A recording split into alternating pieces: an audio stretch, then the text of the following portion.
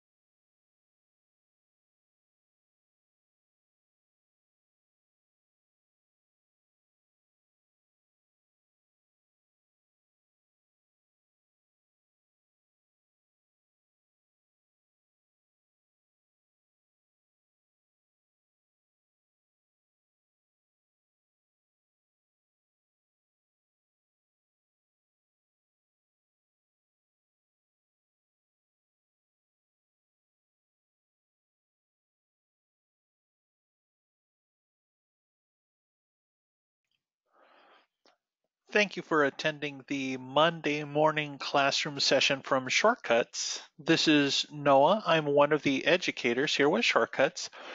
Sorry for the delay in starting up. I was restarting my database, my test database. So this Monday morning session, like our other Monday morning sessions, we are recording this. So if you're unable to attend or if you have to drop out a little early, that's okay. We're going to post a link a little bit later today so that you can review this video. So every Monday morning, Shortcuts presents a portion of the software. So if you're new to Shortcuts, or if you need a refresher, or if you have a new staff member and they need to get up to speed with Shortcuts, every Monday morning you can attend one of our presentations and get completely caught up with how Shortcuts works. So today, we're going to be focusing on using the point of sale. So most of you might already know a little bit about point of sale, but you have questions on how do I sell a gift certificate or how do I record a deposit, things like that. So we're going to look at some of those things today. So like our other presentations, this one's going to be 30, more like 45 minutes, plus some time that we'll have for any questions you might have. My microphone is of course on, so this is recording.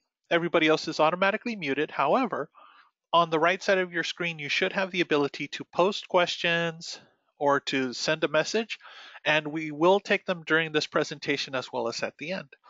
And of course, if you have any other questions, you can always reach us on our Facebook page at facebook.com/shortcutsusa. So we do check it, we do respond to the questions and the feedback. So what's the goal for today? So we're going to look at working with the point of sale. So how to do a start of day, how to do an end of day. So when you want to count your money, how to check out clients, walk-ins, selling retail, how to issue a refund, and if time permits, how to sell a series and gift certificates, as well as how to track any backbar, any professional use products. So let's dig into it right away. So the point of sale screen. You want to know some basic facts. The screen itself is divided into 3 rows, a top, a middle, and a bottom row. On the top row is where you can actually select customers, whether they're in service or regulars. How you add and edit services in the middle row, where you can change the employee, change the service. And the bottom row is where you choose your payment types, apply a tip, or end your sale, and officially record it. So if your salon requires you to perform a start of day, when you're on the point of sale screen, you're going to go to the Transactions button, and that's on the top right corner of the screen. And at the bottom, you're going to press Start Day and tell Shortcuts how much do you have in the register, so your float amount. Now, if on the weekend, for example, your float jumps from 100 to 200 or $300, then you want to just type in that new amount. And once you do that, you can go ahead and press Done. So every morning, if you're using Start of Day, you just confirm with Shortcuts. Do you still have money in the register? Is it the same amount you normally do? Or do you adjust it?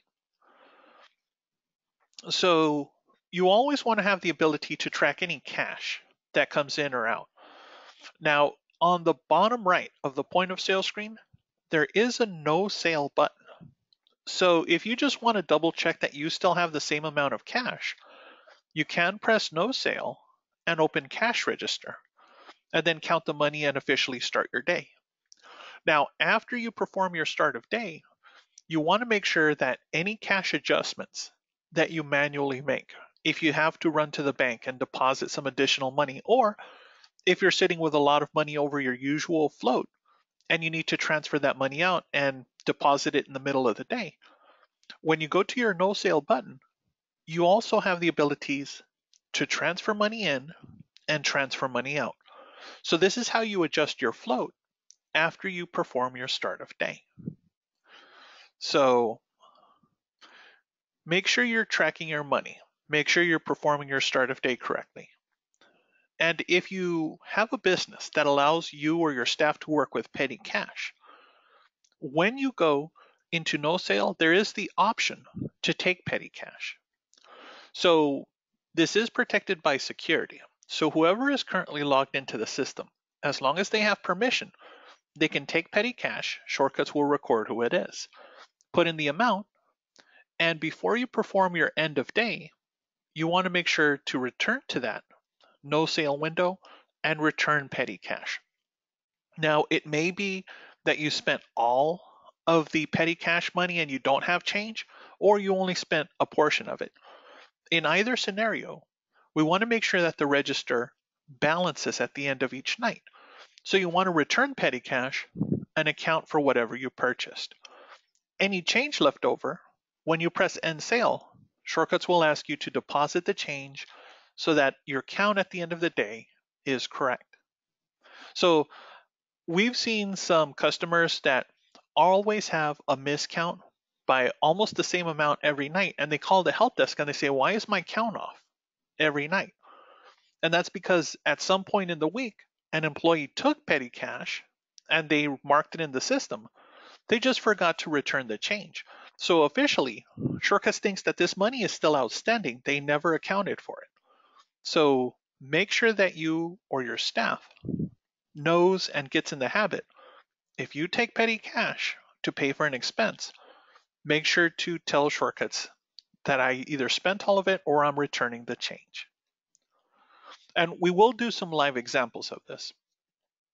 So if, let's say, you go to the store on your way into the salon or the spa, and you actually buy something with your own money.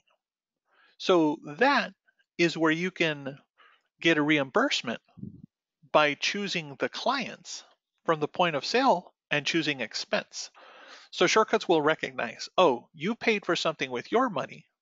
I'm going to reimburse you this amount. So you tell Shortcuts what did you purchase and how much money you're going to take out of the register.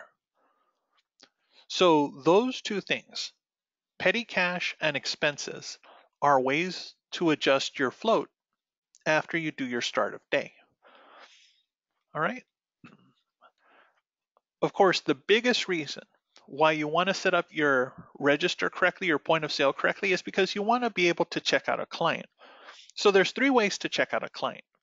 From the appointment book, if you right click on an appointment and go to checkout, then immediately to the point of sale. If a customer is marked as arrived in the appointment book, then you can go directly to the point of sale and use the pull down menu to choose this person's name. The third way is to select the client in your point of sale screen using the clients button to search for a customer and then press done. So now that we have some basics and checking out a customer, we're going to go into one of our demo environments and actually do all of those steps I talked about.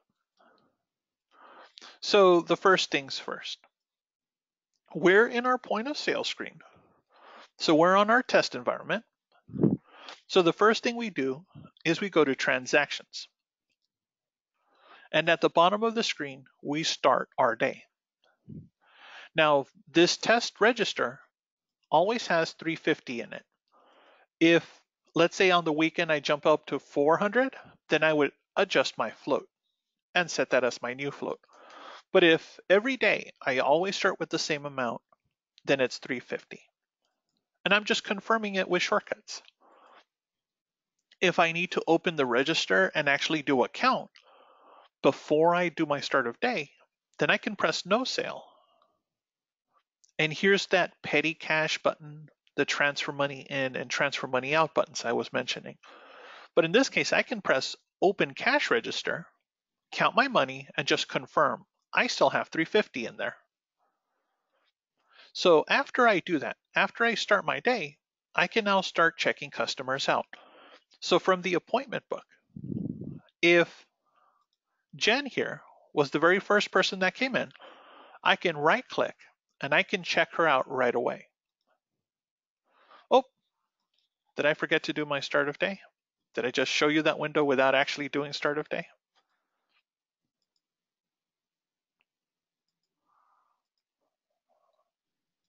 Or do I have the wrong register enabled? It might be one of two. On my test computer, I've got about a dozen registers. All right, so one of those registers has to be enabled. Bear with me just a moment. All right, so let's make the other registers available.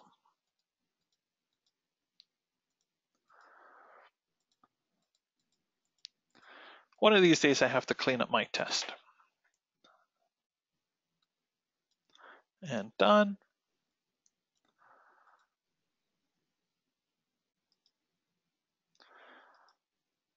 Okay, so let's just do a start of day for my test registers. Okay, they should all be ready to go now.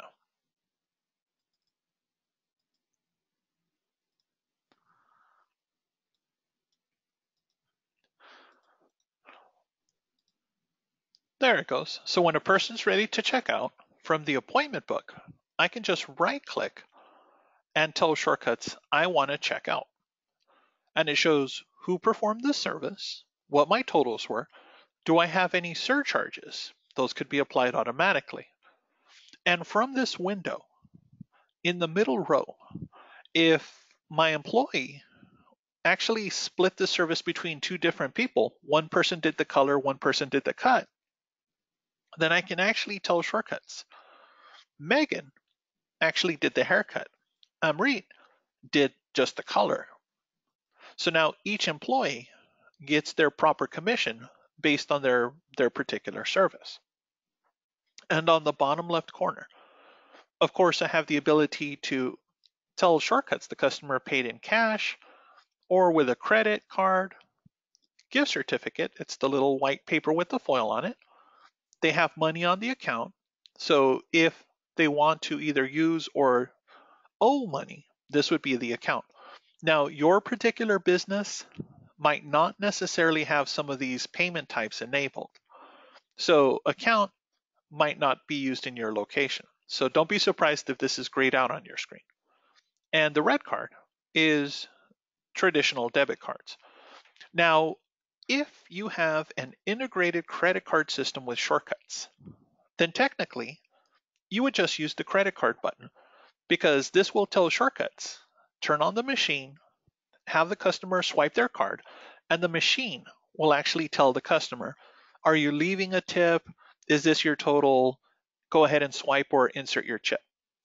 So the reason that we have these two enabled here is because if your business, or in my case, my test environment, doesn't have an integrated credit card machine, then I can manually tell it the customer paid with a particular card, or the customer paid with a debit card, and the customer also wrote on their receipt a particular tip. So then I manually have to press the tip button and tell Shortcuts which employee got the tip and how much was it. So just keep in mind, if you do not have an integrated credit card system, then you manually have to tell Shortcuts what was the tip for each employee. Otherwise, the machine will tell you or will have the customer do that automatically if you have integrated credit cards. So once I put in my totals, I'm manually going to tell Shortcuts this customer paid with a Visa. And of course, Shortcuts will always ask, if you have this enabled, would the customer like to book their next appointment? I'll say not right now. Let's go ahead and end that sale. So that's the checkout process. And on this window, you can always change which employee gets credit for the service, change the service itself, and choose how the customer paid. So a lot of this should hopefully be familiar to you. So let's go back to our presentation. So those are some of the basics when it comes to working with the point of sale. So we talked about how you can change the employee that gets credit for the service. You can even choose how the customer paid and how much they paid. All of these things are protected by security, so you can limit certain things for your staff or your front desk. So just keep that in mind. So the employee, the service, price, and of course, checking out.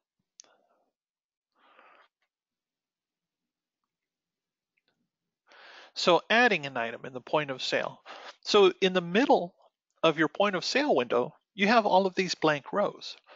If you just want to manually add an add-on service that this customer also had that was not in the appointment book, then you can click on that row, choose the employee, and whether or not the customer is buying a product, a service, or a sundry. Things like gift certificates, those count as sundries. So adding a product or a service, you can do it in one of two ways. You can either replace an existing line item in your point of sale with a service or a product instead, or if you click one of the blank rows, you can add an additional service or product. So if your location, if you have a barcode scanner, and if Shortcuts has all of the barcodes for your products recorded in inventory, then you can just scan that product in the point of sale, and Shortcuts will show you the item and add it to the ticket. Now, let's say you don't have a barcode scanner, but you do have a few dozen products or even a few hundred products in your store. If you press F3 on your keyboard, you can actually just type the name of a product and Shortcuts will show you what that item is. So there's several ways to add a product at checkout, and I'll show you that in just a moment. So of course, we mentioned payment types: cash, credit. In some locations, you may accept checks or gift certificates. So you can actually split payments. If a customer wants to pay a portion of the total sale in cash and the rest in credit, then you can absolutely do that. So you can choose cash, for example, and manually tell Shortcuts, this customer is going to pay 20 in cash and then choose the credit button and then pay the difference on a credit card. So you absolutely have the ability to do that. And if your location offers discounts, so at the point of sale, you're going to notice there's two different ways to apply a discount. You can use the column or you can use the discount button at the bottom of the screen. Now, each of these actually does something different. So I'm going to pause here and show you in the point of sale. So we'll go to the point of sale. There we go. And I'll say my next customer is checking out, Craig here. He's checking out. So like I mentioned, I can click one of these blank rows and add a service or a product. So I'm going to click a blank row, and then I'm going to choose one of my retail. So normally I would just scan in a barcode and that item would appear here. But for my test environment, I unfortunately don't have a barcode scanner or a product in front of me. So I have to search for it. So remember, after I tell Shortcuts who gets credit for this upsell, well, Sarah, she did the haircut and she also mentioned some certain products. So I'll go to one of my companies and I'll choose a certain product. Maybe I'll choose several products.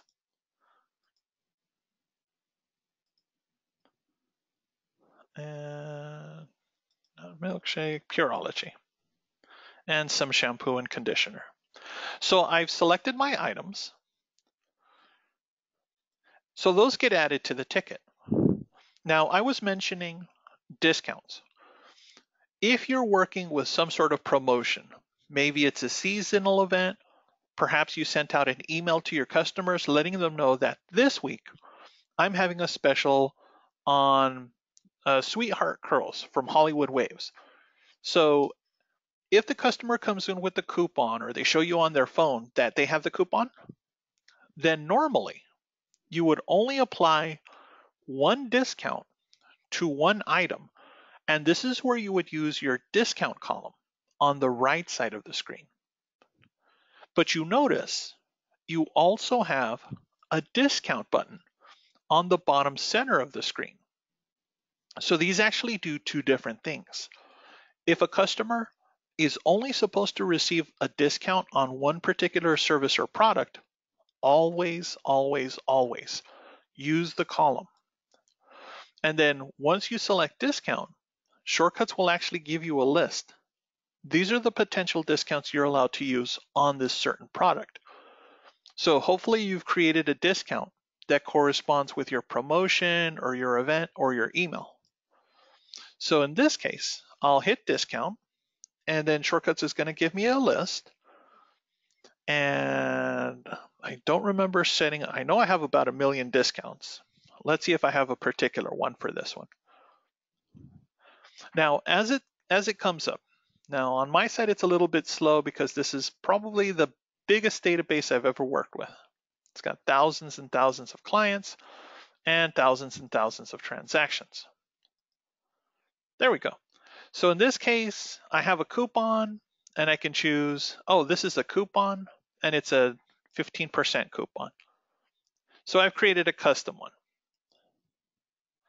So it's going to knock 15% off that product. Now, had I hit the discount button at the bottom of the screen, this is where you get into dangerous territory. Make sure the staff doesn't really use this because pressing this discount button will actually tell Shortcuts, okay, I want you to apply a particular coupon to everything. So of course, that's not how promotions work. It's really just one item. And then of course, the customer selects how they paid. This customer is paying with a credit card, a Visa card again, and there's his total. And he's not going to book right now. And let's end that sale. So always remember that. Whenever you're dealing with discounts, select the particular line item from the point of sale screen. Never press the discount button unless you mean to give the customer a discount on everything. All right, so back to our presentation. Now, if you have just a quick question while I'm in the middle of any of this portion, so right on the point of sale or dealing with adding products, things like that, you can go ahead and ask and I can pause for a second. If not, I'll just keep going and we can save all of the questions for the end. So we talked about discounts. So tracking and paying out tips.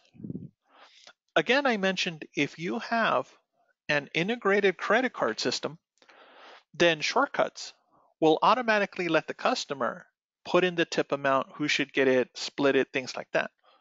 But if you do not have an integrated credit card system, then you manually have to press the tip button, choose the employee, and tell Shortcuts how did the customer add the tip and how much did they add onto it. Okay, so make sure if you don't have integrated credit cards and you're paying your staff cash from the register, if the customer pays with a card and tips with a card, make sure you're recording it correctly so that at the end of the day, you have an accurate count. So grouping customers in the point of sale. So there's several ways to do this. I'm going to show you what I think is probably the easiest. The easiest that I've discovered is to make sure to arrive every member in that group right from the point of sale screen. Whether it's 2 people, whether it's 10 people, a wedding party. You just right click, tell Shortcuts that the customer has arrived, and then in the point of sale, you can press the hashtag group button and then tell Shortcuts who are the particular people in this group. And then only one person has to pay. Now, I'm going to show you this in just a moment, but I'm going to talk about the basics. Once you have a group at the point of sale, if one member in that group decides they want to buy a product, then you can actually isolate that one person and add on that particular item or service. So this is important because even though one person pays for the whole group, you still want that product or service to be saved into the certain customer's history. So if that one client comes back and they need a refund on a product they purchased, or they want to buy the same thing, they just forgot which company it was from, you can always check that particular customer's history and resell that product or issue a refund. So we'll pause here before we talked about the other types of checkouts, and I'll show you again. So in a group situation, from the point of sale screen, you want to right click the customers and mark all the people as arrived in a particular group. So unfortunately, I need to start recording some more customer information. So I'll tell Shortcuts, ask me later. Okay, so Roz has checked in. We're going to check in Jennifer as well. Oops. I clicked too quickly. So we're going to right click and arrive Jennifer as well. So both Roz and Jennifer are in the same group.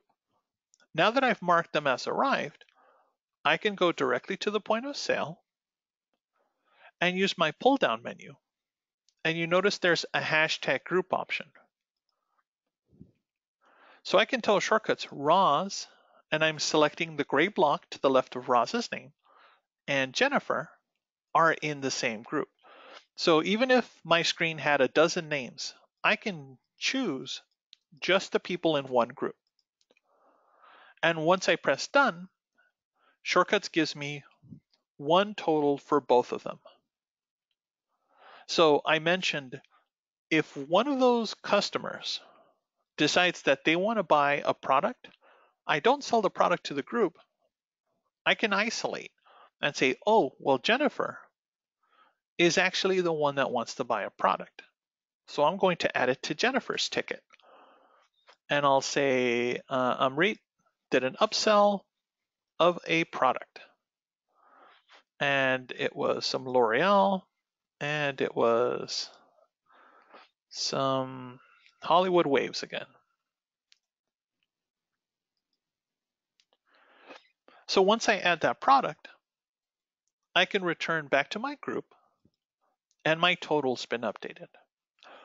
Now, as long as I'm on this window, the next slide I was going to show are the other types of customers you can check out. So again, I'm using this pull down menu at the top of the screen, and you'll notice hashtag walk-in and hashtag retail are my very first two options before any arrived customer shows up. So if you literally have a customer that walks in off the street, they're not one of your regulars, they don't want to give you their name, they don't want to give you their phone number, they don't want to give you any contact information. They say, hey, can I just get a bang trim? I'll pay and I'll be on my way. So you're not necessarily going to be marketing to these people. So when that happens, you can just choose hashtag walk-in. Tell Shortcuts who performed the service, what did they do. So maybe just did a quick haircut. The customer paid with a credit card. And I can just end that sale, end that transaction. So at no point is Shortcuts going to ask me, okay, is this customer, do you have a phone or an email? Nope. This customer is just coming in, paying for their service, and then leaving. The same rules apply for retail. So if you have a customer that walks in off the street, they're not one of your regulars, they just want to buy a bottle of shampoo, then you can check somebody out as hashtag retail. And in this case, if no staff member recommended a certain product, they knew exactly what they wanted, then when you go to check out the client, and I'll go down to some Silk Bloom shampoo. So if you notice, the employee that's listed on the left side is business, not necessarily any other staff member, because the customer knew exactly what they wanted.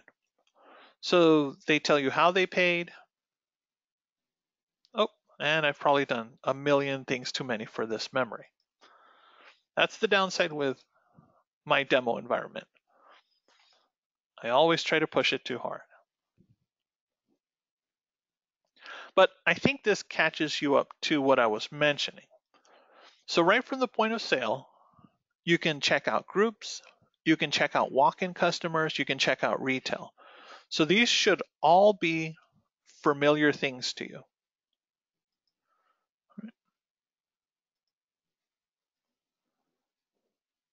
So issuing a refund.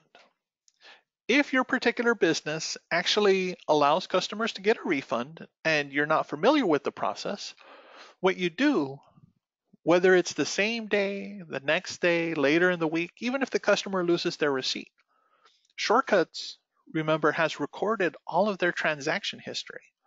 So if you go to the point of sale screen and you press the clients button, you can search for a customer, go to their history, find a particular product, and issue a refund. So once you select that item and go back to the point of sale, you'll actually notice that it says -1 products. So that means they are returning this. When you press end sale, Shortcuts will actually ask you, how is the customer getting their money back? If this was a credit card transaction, then and you had an integrated system, Shortcuts will actually know to put the money back on the card. If you did not have an integrated credit card system, then Shortcuts will ask you to manually tell it, how did you give the customer their money back? So was it cash? Did you give them money on their account, a check? And then after you do that, Shortcuts wants to know, what are you going to do with this product? Are you going to put it back on the shelf because the customer wasn't interested in it after all, or they purchased the wrong item perhaps? Or was this bottle broken? It had a broken cap. So you're not going to resell it.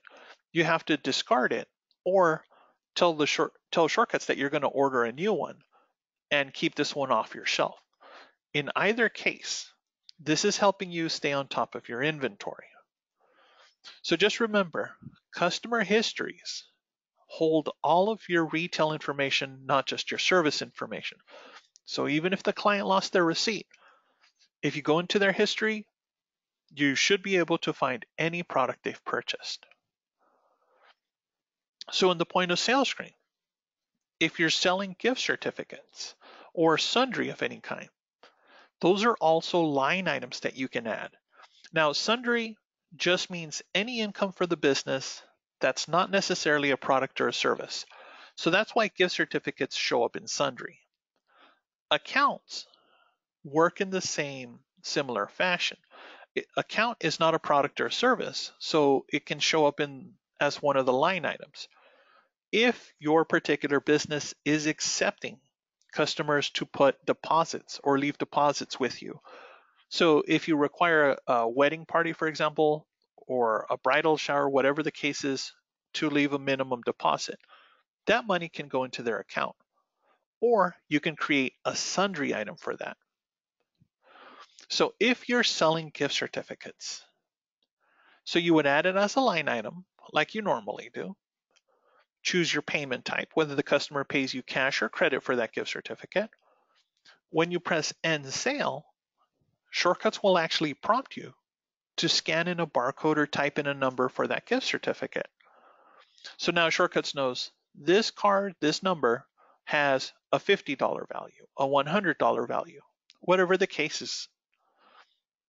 When the customer returns with that gift certificate, whether it's the same person or somebody else, when you choose the alternate payment type, remember that little white paper with the foil stamp on the bottom left corner of your point of sale screen, you can choose gift certificate, scan in that barcode if you have your barcode scanner, or just type in to search for it, and Shortcuts will remove the amount that's available on the gift certificate. If it uses up the entire gift certificate, then it will tell Shortcuts, okay, this is the remaining balance the customer has to pay. If there was still money left on the gift certificate, then Shortcuts will make an adjustment and it'll tell you, oh, there's still $20 left on this gift certificate. So deposits account works similarly. So what you would do if your salon or if your spa accepted accounts, deposits, in the line item, you would choose account, choose how much the customer is leaving, and choose who the employee that gets credit for this is. It's usually the business, and then how the customer paid. Again, cash or credit or however they paid. So that money will stay with the customer. It'll actually show up as a green ledger in the point of sale screen and in the customer history. So if the customer deposited $100 and they want to use $100 the next time they come in, or a portion of it, in the point of sale screen, that's where you would press the little briefcase button. And you're telling Shortcuts, okay, I'm going to take $31 out of this total. So the next time you look at the ledger, it's going to be updated to show you what's remaining on the point of sale or what's remaining in their account.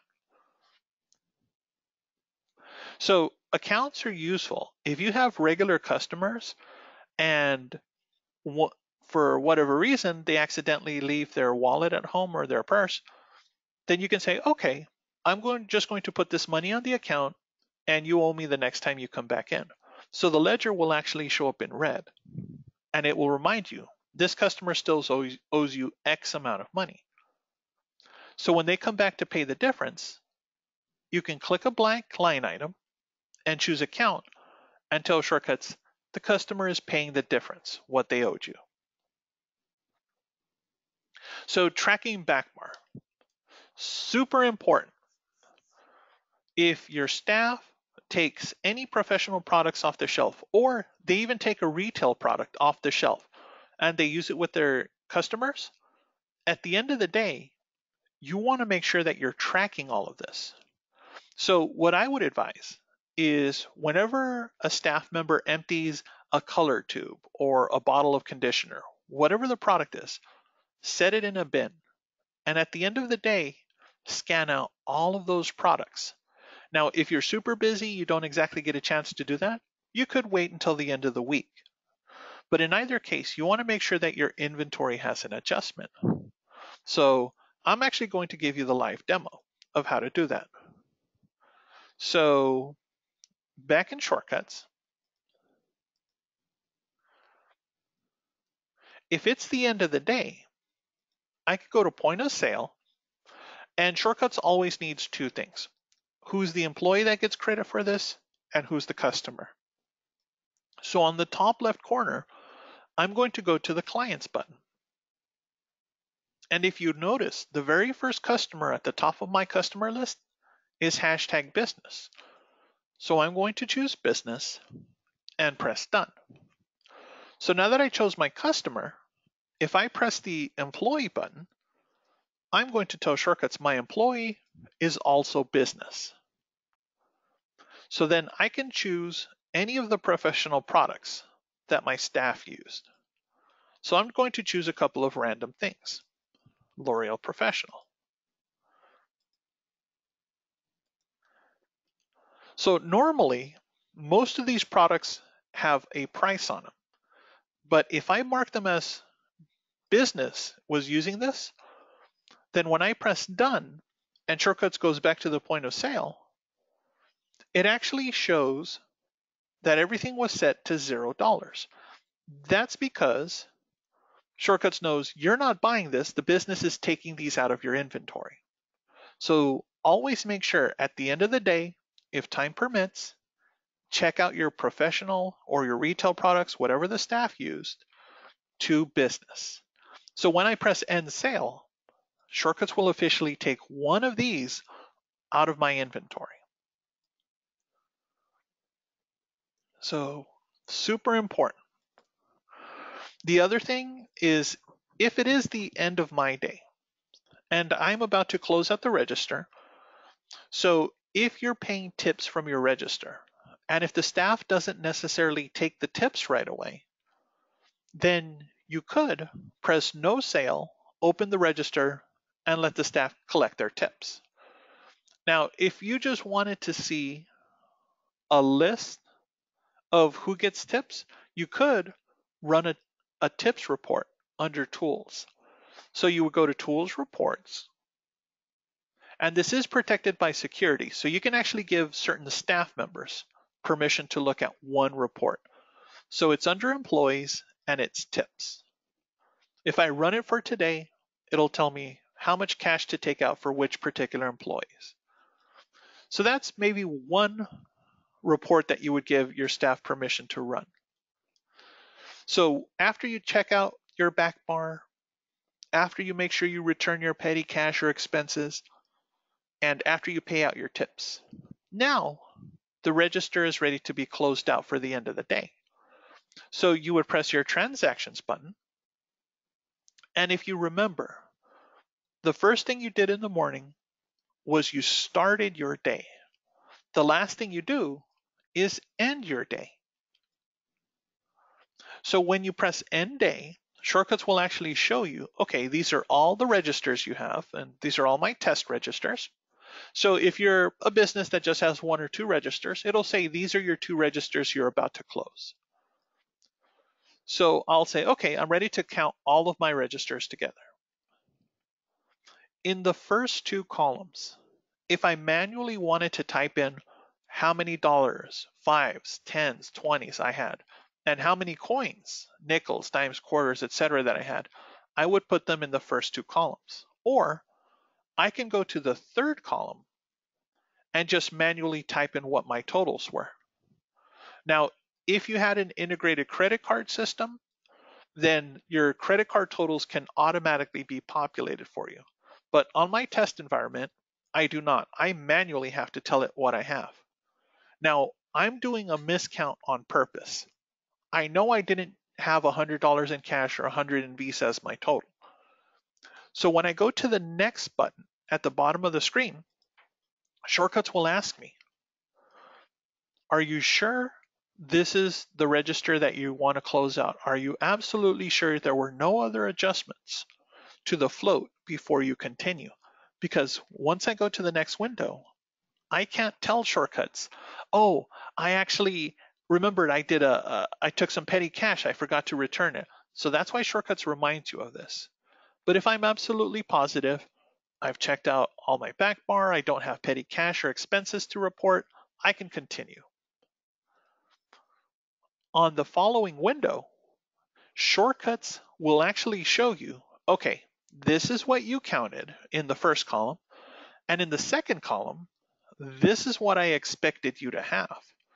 So are you over or under for any amount? And if you made a mistake while counting, or if you don't think these numbers are correct, on the bottom left corner, you can actually look at all of your transactions. There is a transaction report, and you can even tell Shortcuts, print me my receipts. I want to take a look at this again. Did something get checked out credit when it should have been debit? Did something get checked out debit when it should have been cash? So if you discover where the mistakes were, or you do a recount, you can go back to the previous screen and make your corrections. 60711. Now I'm going to do a miscount on purpose. So I went forwards and backwards. I made my changes. And Shortcuts is going to say, okay, wait a minute. You're off. You're off by a large amount.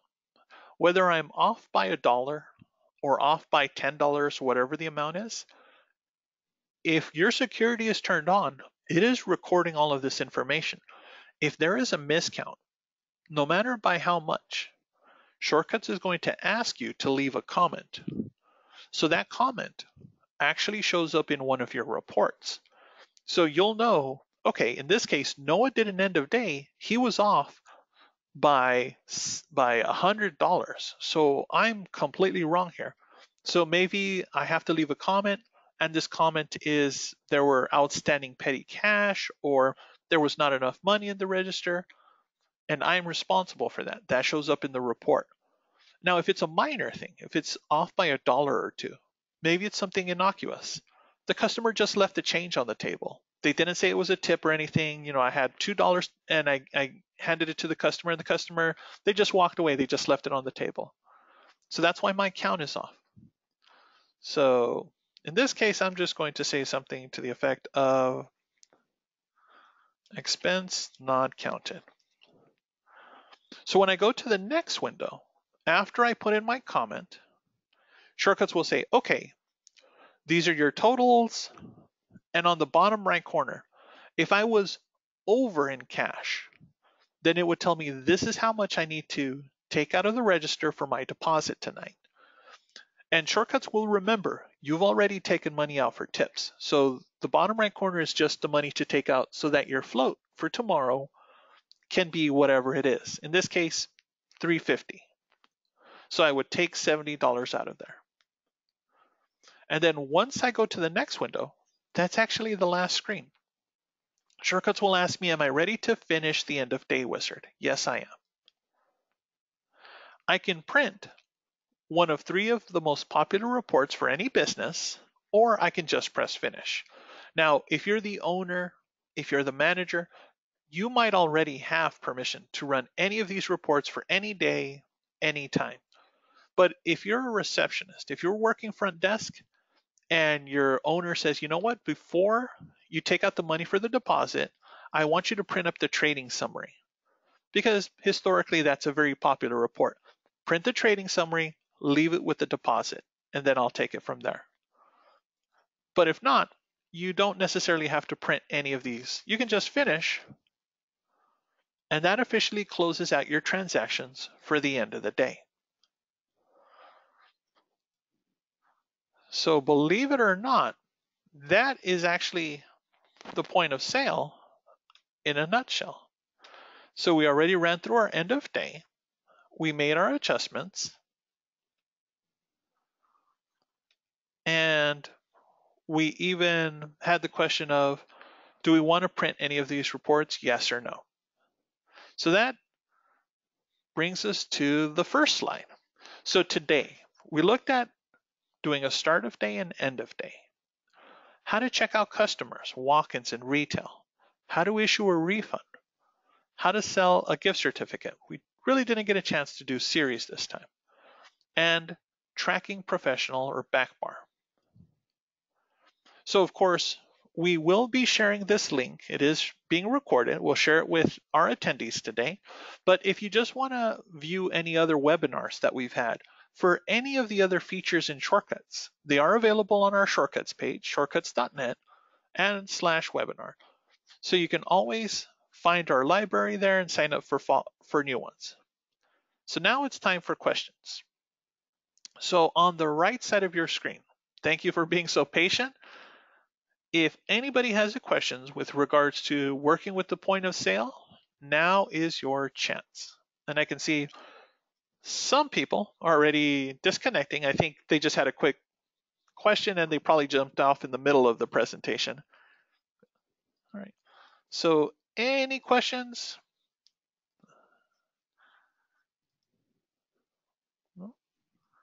I don't see anything so far. I'll check the chat window just in case.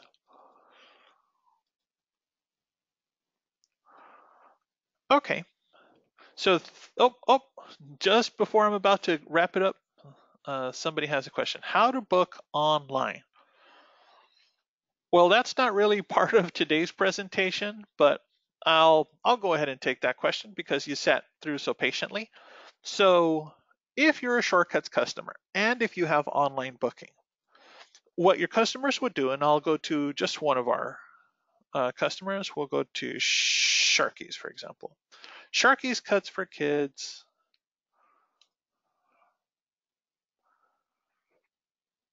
So Sharky's is one of our big customers and they have online booking. So if one of them, let's see, book an appointment. So Sharky's has locations in every state. So in California, for example, if the customer wants to make an appointment, they can click on their particular location. We'll pretend it's Costa Mesa. So a customer chooses the service they want. I want to get a haircut. I want to get a dad's cut. And I don't care which employee it's with any employee. So then the customer says, when do I want to come in? Is it right away, the first available? Or I have time this Thursday, Thursday the 1st, and I'd like to be in between 11 o'clock and 12 o'clock. So around my lunchtime is when I'd like to get a haircut. So once I tell Shortcuts, I want a dad's cut this Thursday, 11 o'clock.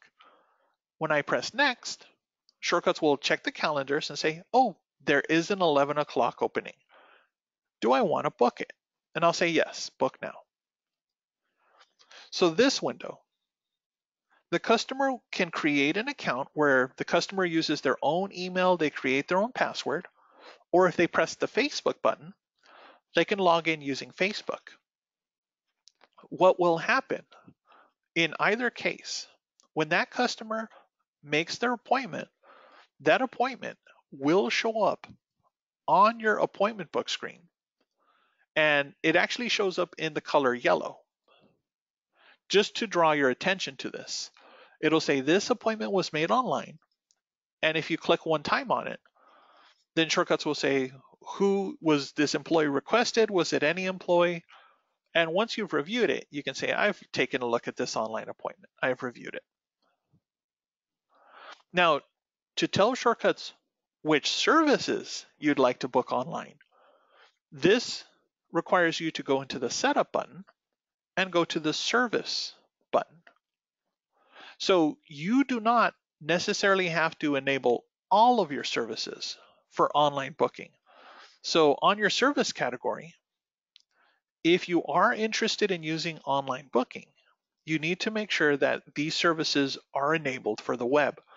So for most salons, most spas, chemical services, color services, usually you don't want to book it online because there's a number of variables. Is this for color for long hair, medium length hair, short hair? So each of those takes a different amount of time. So you might want to create a menu just for long hair services or short hair services, and then only allow certain services to be bookable. So that is online booking in a nutshell. Not really related to today's topic, but I'll take the question. Okay, are there any other questions with regards to anything we covered today? And I think that's it. So thank you for attending.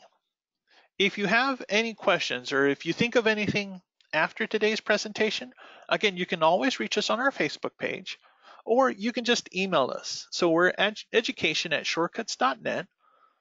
Give us a call or send us an email, and we'll get back to you.